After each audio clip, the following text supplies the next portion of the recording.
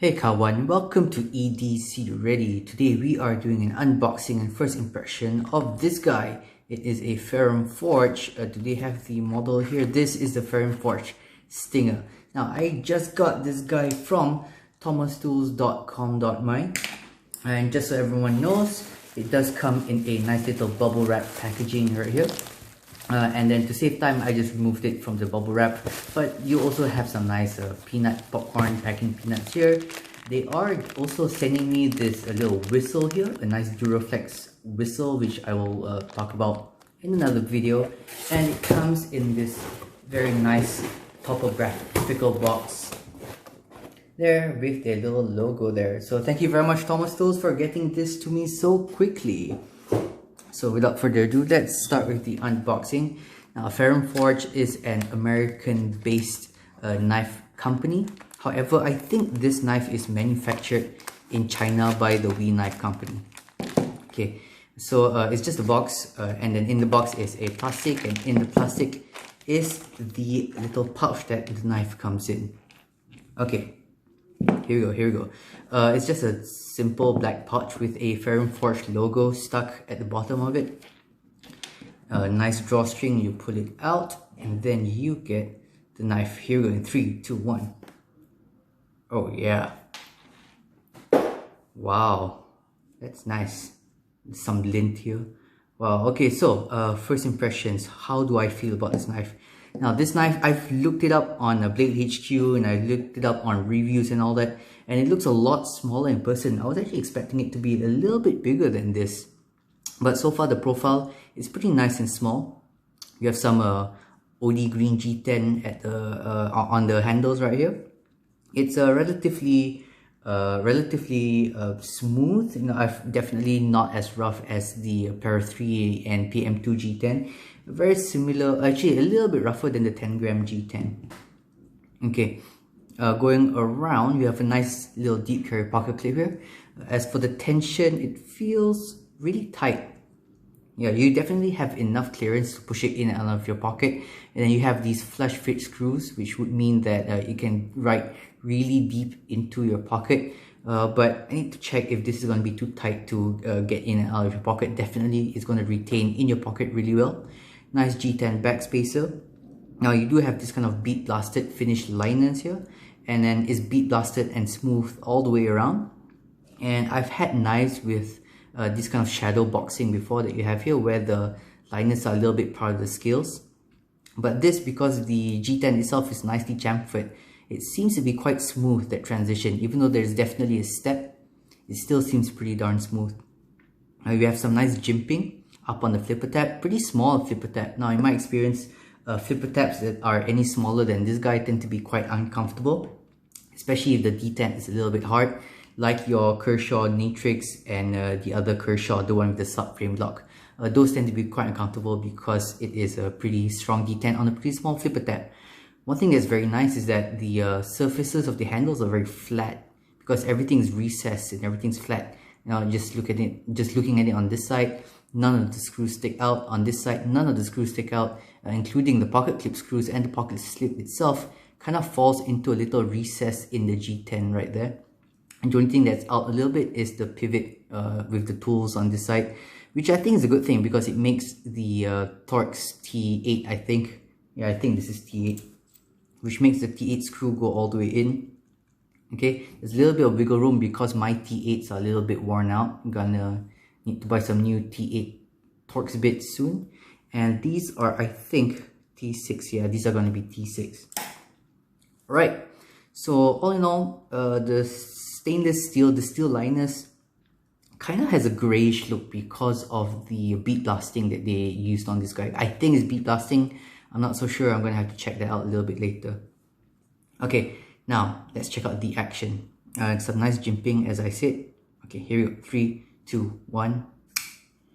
Okay, let's try that again. 3, 2, 1. Okay, so first impressions of the flipping is that the detent feels a tiny bit weak. You know, I am used to when it comes to flippers, I am used to this guy, which has a lot more poppy detent. It kind of pops open a little bit more. This guy right here It's not that it's a bad detent, it's just a little bit softer than what I'm used to. Definitely better than the Gonzo detent, and definitely a little bit softer than the ZT. So now if you have ever held a Gonzo flipper before, like the FH11 which I used to have, and then you've had a ZT flipper before, it's going to be somewhere in between, but it's going to be closer to the ZT. Okay, so ergonomics of the knife, very nice. That liner problem thing I was telling you about, where the shadow boxing sticks out a little bit too far, this one actually feels quite nice in the hand from what I can feel right now. Because of the chamfering here, it kind of like melts with the the ergonomics kind of melt into the liners, which makes it very nice. So far, no real hot spots, especially on the pocket clip. Sometimes with these kind of pocket clips, you're going to get a little bit of hot spot back here. So far, nothing. Moving it up a bit, these edges here on the sides here are not as sharp as I felt before on other knives. So it's pretty darn good. Pretty big finger choil here. You can finger choil here. You can definitely even put your thumb in there if you want to. Now moving up, the blade's actually crowned a little bit. Not crowned, the sides of the top of the blade are quite chamfered as well. So that's nice. Some nice jimping. It's not sharp, but it is, I can feel like it's going to give me a good amount of traction. Although it's not sharp, although they're quite shallow.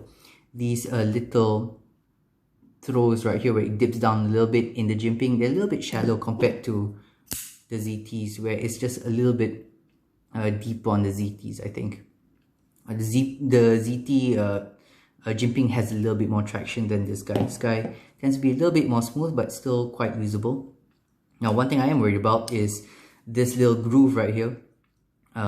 Apparently, you can use it to finger flick. So, finger flick. So, I'm going to try it right now. No. Okay, let's try it with a nail. There we go. Okay, so it does work, but it's pretty sharp. Like the edges on the inside of this groove right here is pretty sharp, and it's like that on both sides. I don't know if you can see that, but it took a little bit of my nail along with it. Can you see that? Yeah, that's the tip of my nail right there.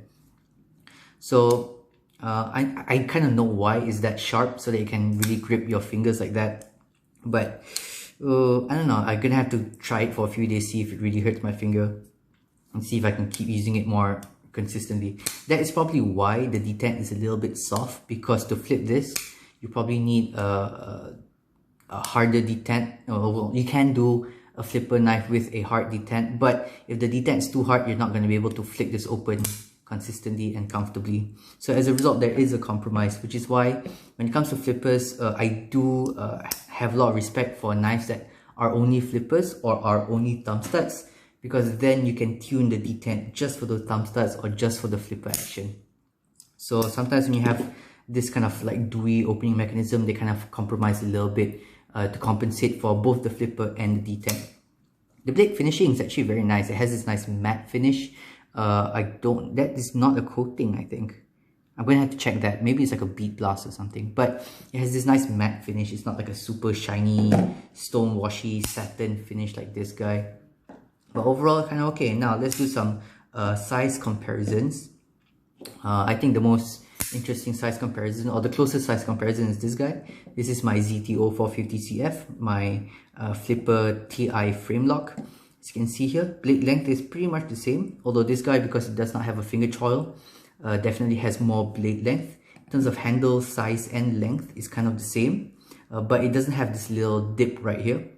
So as a result, this kind of handle can actually be more ergonomic for even more hands, because you have all this extra room in the back, whereas this, you're either stuck to have your finger on the outside or you gotta squeeze it on the inside.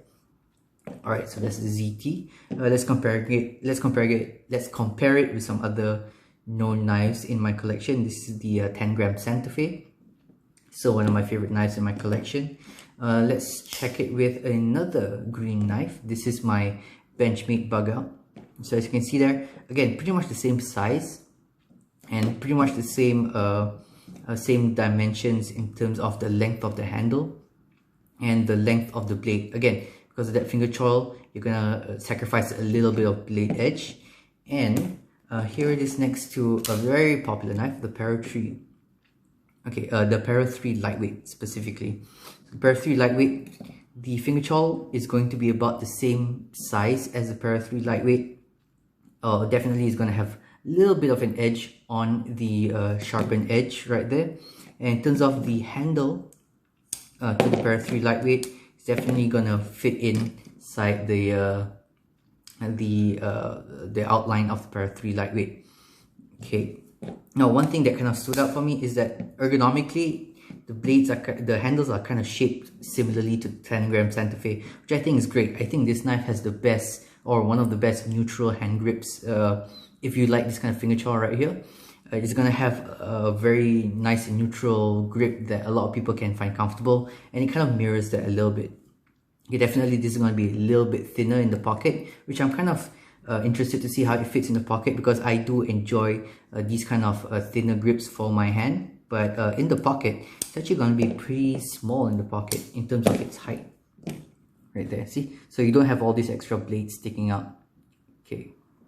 In terms of the comparison with the ZT closed, okay, they're pretty darn similar. The ZT does carry well in the pocket, with the exception that I do prefer a deep carry pocket clip, which this guy does have it.